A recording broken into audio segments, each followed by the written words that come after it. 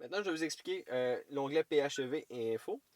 Ce qu'on va avoir là-dedans, en fait, on va retrouver plusieurs informations qui sont importantes pour le PHEV. Exemple, le flux d'énergie. Savoir vraiment où ce que l'énergie est transférée à bord du véhicule, soit de la batterie au moteur, moteur aux roues, des roues, régénération d'énergie. On emmagasine ça dans la pile.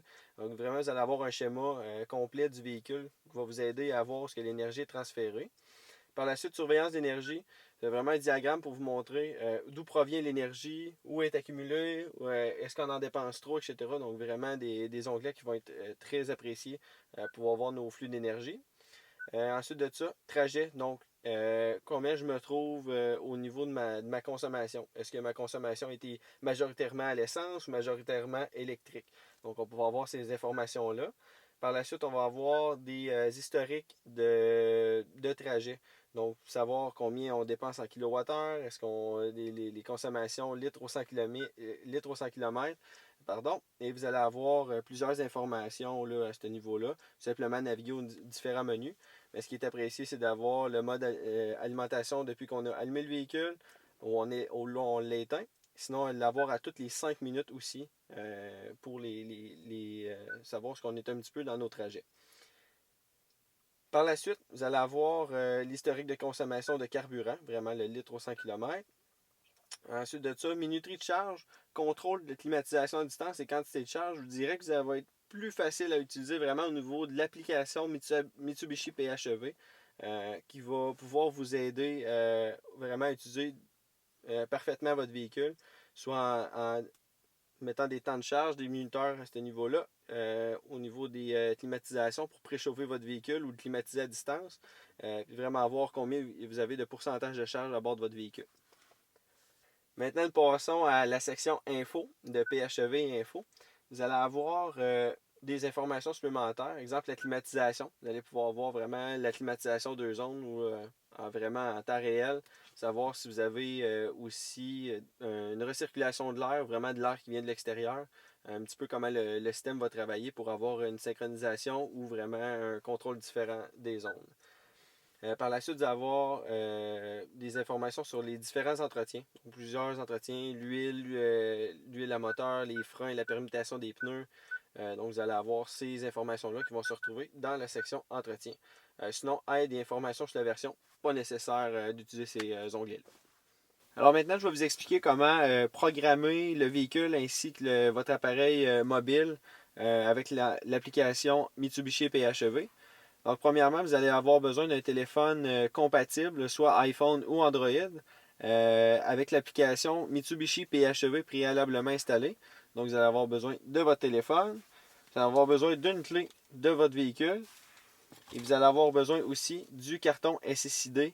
En fait, c'est des numéros sur un petit carton qu'on va vous remettre lors de la livraison de votre véhicule que vous aurez besoin pour programmer l'application avec le Wi-Fi du véhicule. Donc, une fois la manœuvre complétée, tout simplement, on va se rediriger dans les réglages. On va aller dans la portion Wi-Fi. Peu importe le téléphone cellulaire, ça va fonctionner.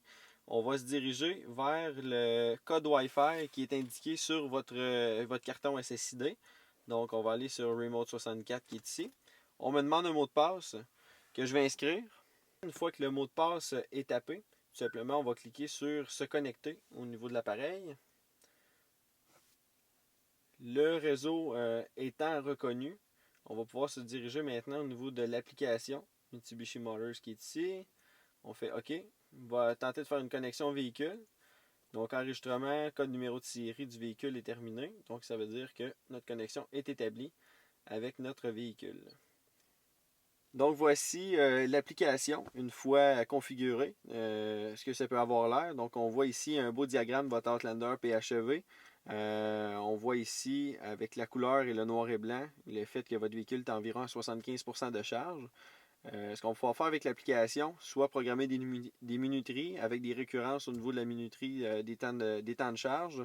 On va pouvoir aussi aller jouer avec la ventilation du véhicule, programmer encore une fois des minuteries de ventilation et des temps et des récurrences aussi au niveau du véhicule. On va pouvoir jouer aussi avec soit l'allumage des phares et des lumières au niveau du statut du véhicule. Alors pour ce qui est des programmations, je vais vous donner un exemple de programmation de minuterie. Donc, je veux une programmation minuterie 1. Je veux un début de 7 heures le matin, aller jusqu'à, on va dire, 11 heures. 11 heures. Et je veux une récurrence, exemple, du lundi au vendredi. Et jusqu'à charge complète. On va faire OK. Donc, on voit ma fréquence qui est du lundi au vendredi et de 7 heures le matin à 11 heures le matin. Donc, je vais avoir ces temps de charge-là. Je peux programmer jusqu'à 5 minuteries. Par la suite, je vais aller sur l'onglet Ventilation. Donc, vous allez avoir soit des programmations de ventilation ou tout simplement pouvoir aller jouer avec la ventilation immédiatement. Je vous donne un exemple pour ce qui est de la ventilation immédiatement.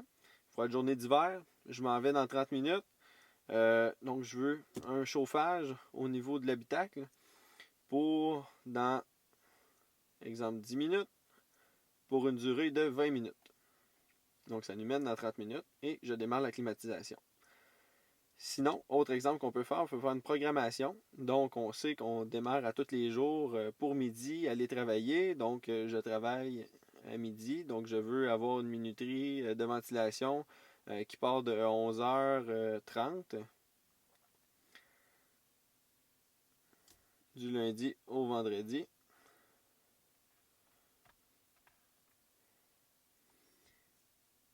Début à 11h30 pour un temps de fonctionnement de 30 minutes.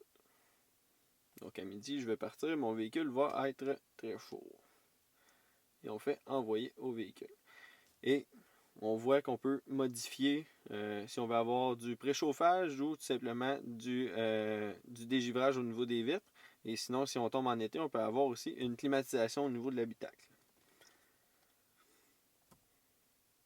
Alors, le troisième onglet qui va pouvoir être utile, c'est l'onglet statut. Il va vous indiquer en fait sur votre véhicule, est-ce que les clignotants sont allumés, est-ce qu'il y a des portières ouvertes, est-ce que votre valise est bien fermée.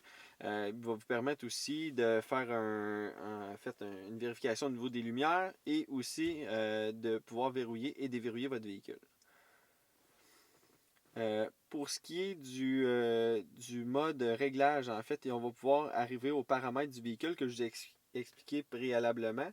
Vous allez pouvoir ajouter les paramètres à distance de votre véhicule à même titre que de jouer carrément dans le système d'infodivertissement. Donc, ça va être une chose qui va être très agréable à pouvoir faire à distance.